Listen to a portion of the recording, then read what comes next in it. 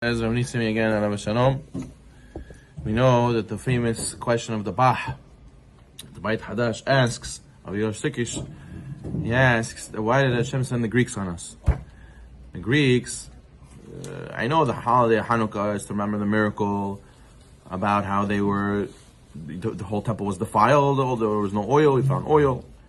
But why did Hashem send the Greeks to begin with? Don't send us the Greeks and don't make us miracles. Let us be relaxed and not need to go through all this ordeal. So Beit Hadash writes that HaKadosh Baruch Hu is trying to send us a message that we were deserving of such a thing. Why? Because we were very lax in our mitzvah observance, very lax in our Torah study, and especially the most, we were very lax with the treatment and the respect of the temple, the korbanot and the menorah and the temple itself, even amongst the Kohanim. We're not on the level they were of observance that it was supposed to be in. So the rule is, whenever you don't appreciate something, you only realize what you have when you lose it. So HaKadosh Baruch Hu took it away. And then when you don't make Kiddush Hashem, the Goyim make Havdalah. When the Jews themselves don't appreciate what they have and don't jump on the mitzvot and do it excitedly, then the Goyim are going to take it away from you in order to foster more desire, in order to make it that the Jews will want the mitzvot and then be able to come back to the mitzvot with a higher mitzvah observance. So therefore it says the Bah, that's why we went through the ordeal of Hanukkah, in order that we should come back to the temple with a different attitude, with a more intense, more fervor, with more dedication towards the Beit HaMikdash, hence the word Hanukkah, Hinuch, rededication, re-inaugurating. According to this, so whenever we see problems in our lives and problems in the world, we have to realize that Hashem is trying to send us a message that we're too lax with something. And definitely today, we could say we're lax in Torah study or lax in mitzvah observance. And therefore we take upon ourselves to do Mesirat Nefesh, to go push ourselves, to make an extra effort, to push ourselves more than we think we can in order to sacrifice for the Torah and for the mitzvot. As Rambam says, every man is obligated to learn Torah, whether you're rich, whether you're poor, whether you're sick, whether you're healthy, whether you have a wife and children, whether you're single, whether you have a lot of on your plate or not. A person is obligated in learning Torah nonetheless.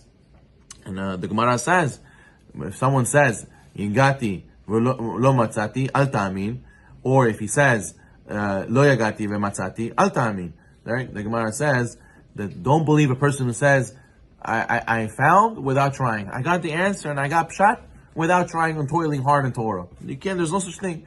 And he says about a person also, you should not believe a person who says, I tried and I didn't find. There's no such thing. If you really try and you really push, you will find, you will get clarity and you will understand. So a person has to make sure that he puts an effort. And the woman also. As we know, that the Gemara Ketubot says, with what zichud the woman get? To go to Olam Haba and to get Gan Eden and to Tehiyat HaMetim to wake up. The Gemara says, because the Tehiyat HaMetim specifically, you need to have an association with Torah in order to wake up in the Tehiyat HaMetim. The Zohar says that a man, Adam Rishon was created from the earth. He was like a dough. Hashem he formed him from the dough. He added water, he added dirt from the four corners of the earth. And he blew Nishmat Hayim into him, a breath of life into him.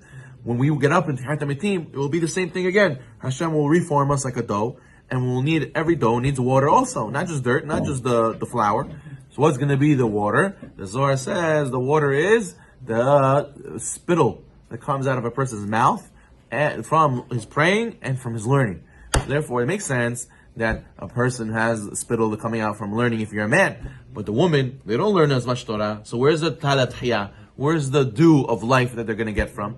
And in Mahar Sinai, Hashem gave them a talat hiyah to wake them up when they died, when they heard Hashem's voice. But in Tehiyat HaMetim in the future, what's going to be the talat hiyah for the woman, the dew of life for the woman? It says the Gemara Ketubot, Bizchut, this, they send their husbands to learn and their sons and daughters to learn in yeshiva.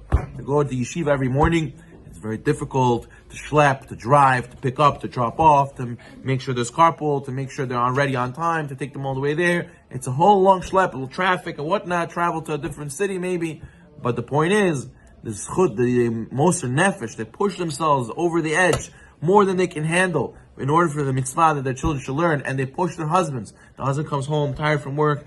No, Did you learn today? Did you go to yeshiva today? Did you go to Bet Midrash? No, I'm tired. No, you learned something. You must learn something. Come on. It's for your zichut for us. It's going to bring us bracha to the family. And he says, you're right. You know what? Okay, I'll go. I'll push myself. I'll go for 20 minutes. Okay, good. Come. I'll go and come back. So the zichut that the woman pushes him and encourages him, both the children to go on time to school and the father to go to learn even though he had a whole long day, b'schut this, they wake up at the Hayat HaMitim, b'schut this that they sacrifice for the Torah. So you see that every person has to ask himself, am I doing for the Torah something? We know that the soldiers now in Israel, they're in a very uncomfortable situation. They're putting themselves constantly in a case of Mesirat Nefesh.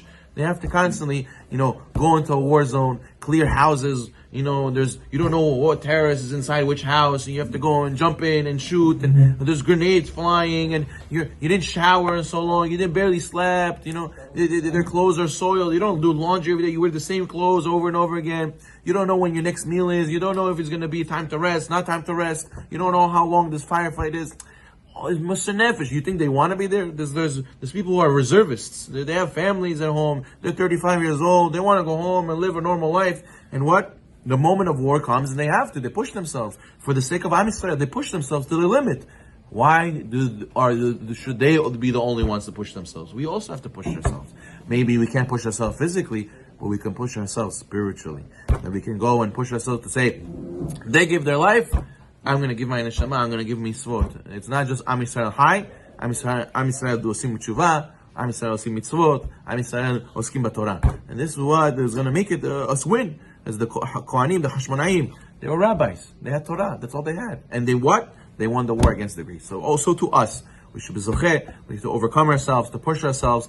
Mesirat Nefesh is to give from our blood. Our blood can be physical blood, or we can push ourselves spiritually and give over from our blood spiritually, as they say, that the sages say that the amount of candles we light at Hanukkah is 44. Same gemtarya as dam.